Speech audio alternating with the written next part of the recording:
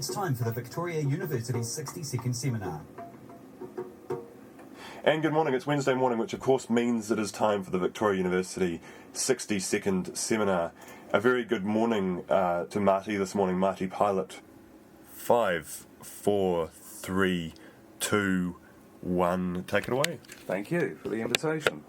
Well, we know there are numerous migrants coming into New Zealand these days from non-English speaking backgrounds, and there's a lot of evidence that they find difficulty getting work in New Zealand, and there's a range of reasons for that.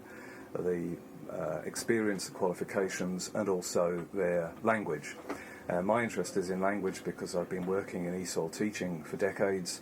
I run a language school, and I've seen people go right the way through learning English or have been in New Zealand for a great many years, and the pronunciation is still awful. And I'm interested to know what features of pronunciation are of concern to employers.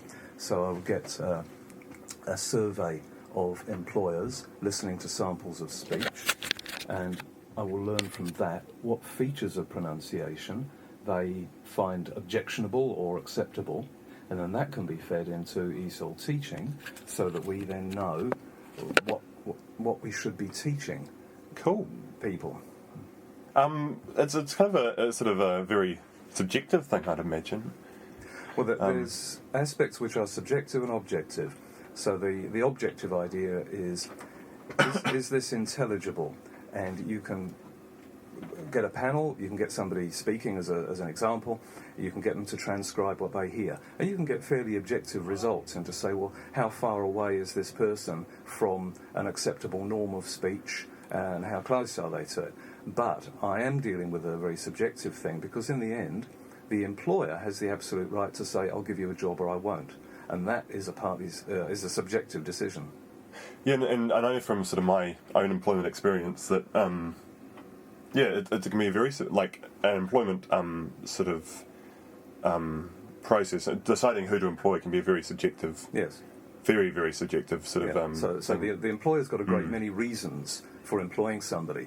So ideally, I'm trying to say to an employer, imagine that you would employ this person, that they've got the qualifications and experience, that everything else is fine. Now listen to them. Is their pronunciation a problem?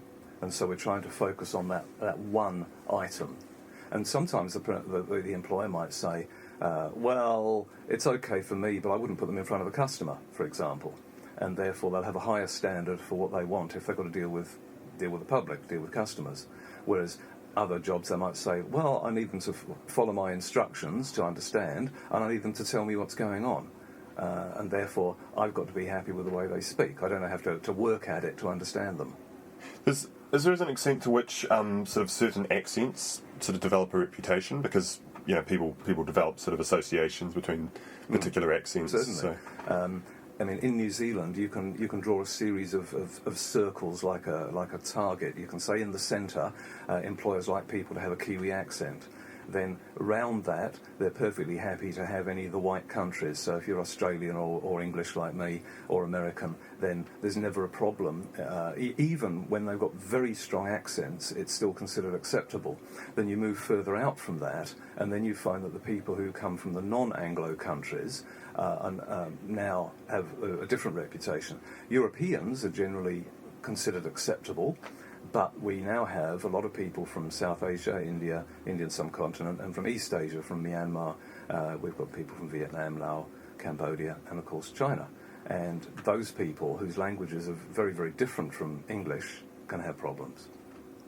Are there particular words, do you think, that people slip up on, or particular sounds?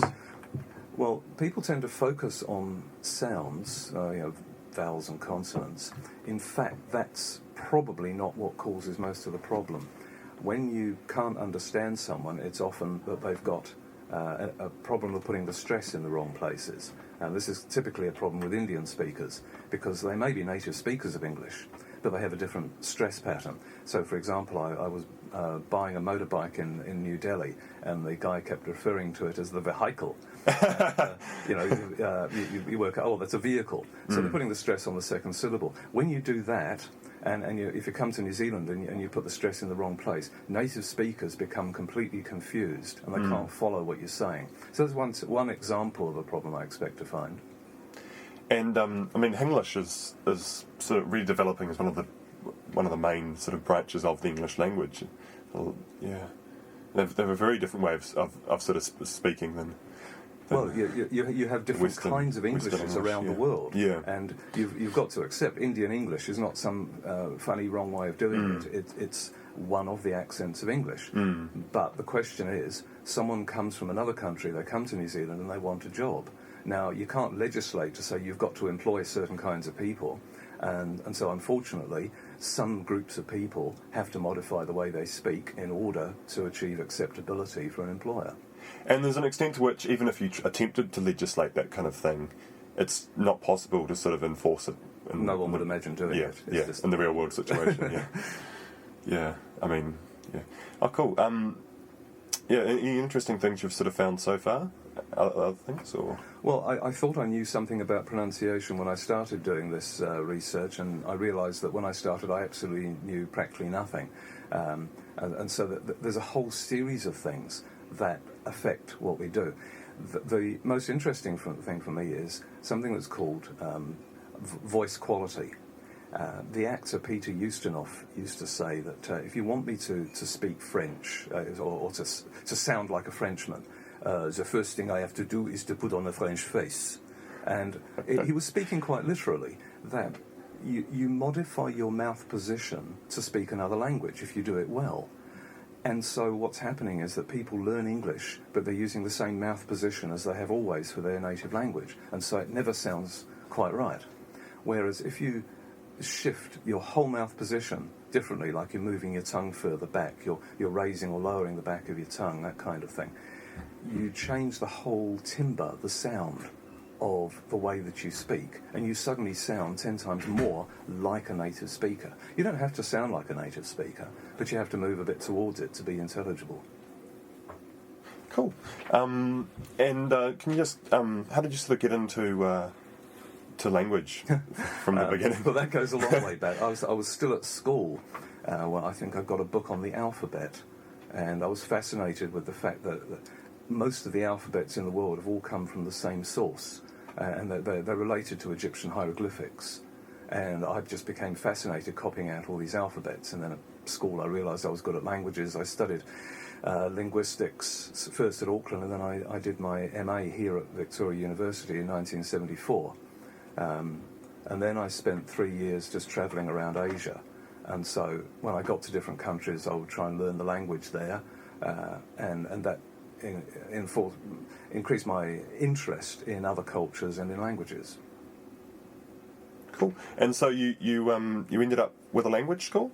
Well, I've been managing language schools for the last few years. I'm doing the doctorate part-time, and I manage ETC Learning in Willis Street, which is a language school. We have a lot of migrants, government-funded or international students, and we've recently opened up language classes in the evening for people who want to study foreign languages. So we cover the whole lot. Oh, cool. And I imagine a lot of the people that are going to that school are intending to get employment or retain employment. So it's sort of important that they can speak English in ways that will sort of advantage them in employment.